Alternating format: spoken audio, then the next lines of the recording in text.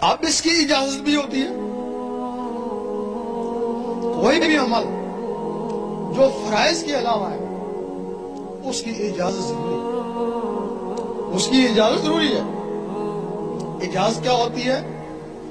آپ یہاں تہجد پڑھتے رہیں، کام تو بڑا اچھا کر رہے ہیں، لیکن شیطان ایک کونے پہ کھڑا ہنستا رہتا ہے، وہ تھکتا ہے، تیرا دل تو میرے ہاتھ میں ہے، جب جی چاہوں گا اس کو موڑ لوں گا.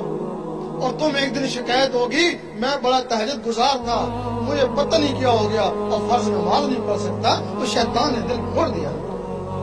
جب کوئی شخص اس دل میں اللہ کو بسانے کی کوشش کرتا ہے، شیطان کے پاس جنات کی ہندو فوج ہے، حکم دیتا جا اس کو برباد کر، تباہ کر، کچھ بھی کر، یہ اللہ اس کے اندر نہ جائے، ورنہ یہ ساری عمر کے لیے ہمارے ہاتھوں سے گیا.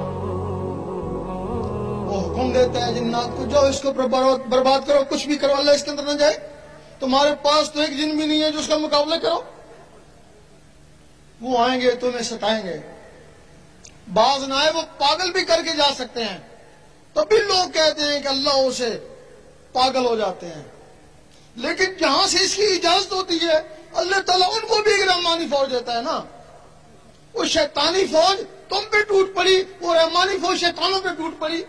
وہ رحمانی فوج اس وقت تک تمہارا ساتھ دے گی جب تک تمہارے اندر رحمان جاگ نہیں اٹھتا. پھر بندہ نہیں رہے، بندہ نواز بن گئے.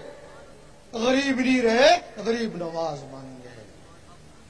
پھر وہ غریب نہیں رہتا ہے، پھر وہ غریب نواز بن جاتا ہے.